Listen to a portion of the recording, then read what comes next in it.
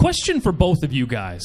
What's been the toughest interview you guys have had since covering the Packers? Ooh. Toughest? Well, I'll say Sterling Sharp. Yeah? Yeah, I mean, I guess toughest isn't toughest person to deal with or hardest subject matter. I leave that up to you. There's been some tough subject matters to deal with. Who was it a few years ago who lost their child, tight end? Andrew Corliss. Yeah.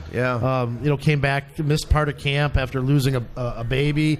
That was tough. That was tough. Toughest people to deal with. But Well, I feel like we've been down this road. You still have the autograph before. picture in your office. Brad Jones, Yeah. not one of my favorites. No? Why is that? So I'll tell you the quick Brad Jones story. Brad Jones was one of those guys who was probably a pretty smart guy, but always thought he was going to outsmart the person asking the question, and it just made it very difficult. Like every question, you could have said the sky's blue, and he would have said no, it's black. I mean, he just had to be difficult. Well, he had a shoulder injury. And there was some question about whether he was going to play or not. Don't forget, he was a starter. I think what was it, 2010, 11, 12, somewhere in there, starting outside linebacker, and he wasn't going to say anything about his shoulder. And I asked him just what the injury was, not even how it happened. He wouldn't even say how it happened. And finally, I can't remember what he said, but he basically said, I'm not going to answer anything. And I just said, well, then I have no use for you. And I walked away.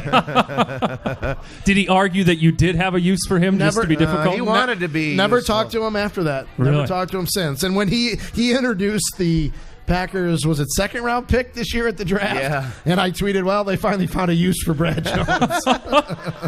Sharp was an interesting case, because he was one of the most effervescent, outgoing rookies you could imagine. Number one pick, South Carolina. Really a lot of fun, very smart, very humorous. And then about midway through his first season, there were a couple of stories about his drops. And he was so taken by that he just clammed up completely. And I'll never forget the 1994 playoff game in Detroit. Caught the touchdown from Favre to win the game, 28-24. Poor Lee Remmel, God rest his soul, literally had to drag Sharp into the media room to talk about the game-winning touchdown. He was very curt, standoffish, and then he goes to goes to your place in the NFL Network, wherever. Does he still work? I don't know. He does, and he couldn't shut him up. Matt, the interesting thing is, I'm curious, like fans, I think they want to hear from these guys, don't they? Yes. Jimmy Graham's an interesting case because he clearly does not like to talk to the media.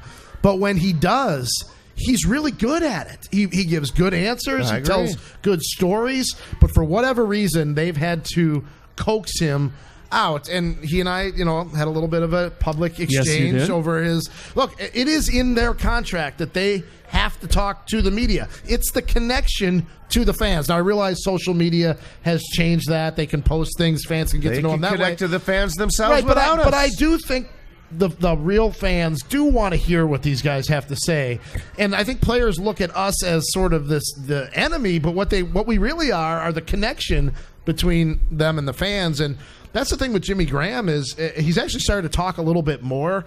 And I missed him last night. Yeah, he talked last night. He did late, but he's very good at it. I know, and he's interesting, and he's somebody that has good takes on things. He has some great quotes about how Aaron's playing and how much he really wanted to be a part of. If he was terrible, we wouldn't want to talk to him. Exactly. But he's actually really good at it. And he's not a long snapper either. Yeah. So who's been the best interviewer, best player to have interactions with over the years? I think Tramon Williams is among the best of all time. I mean, he's a guy who, no matter what story you're working on, you can go to him and he will give you a good, thoughtful answer. Brett Favre was that way too. Early. First, I still thought he was. Two-thirds of his even career. At the end, I thought he was. But Devontae Adams, so far, knock on wood, has not changed. The money hasn't changed him. The success hasn't changed him.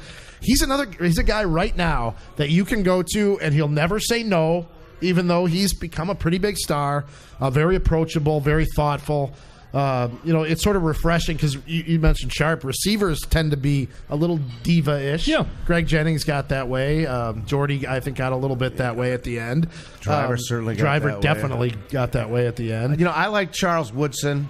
Yeah, another guy who didn't really talk a lot, but when he did, but was very good. But he did, and you know what? And he is so kind of cocooned. Right. But when Clay Matthews gets going, he's good. I like Clay. Yeah, Clay's good. I mean, over the years, I think the best guys to talk to are the backup quarterbacks, the kickers. They have a lot of time on their hands. Right. Yeah. But, I mean, think of the guys that and have they been want the attention. Yeah, think of the guy. I mean, Doug Peterson was always very, awesome, very good. And now it's interesting to see as a head coach, he's head coach-like. Yes. But Doug would explain around things. Andy Reid too much. Doug would explain things to you. He would tell you what went on behind the scenes. Matt Hasselbeck was the same way.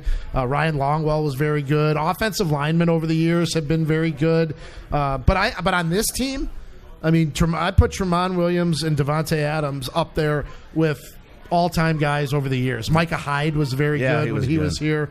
Those are guys that they got it. They understood what their role was in terms of what the we're connection. all about and why we're there. What the connection is between.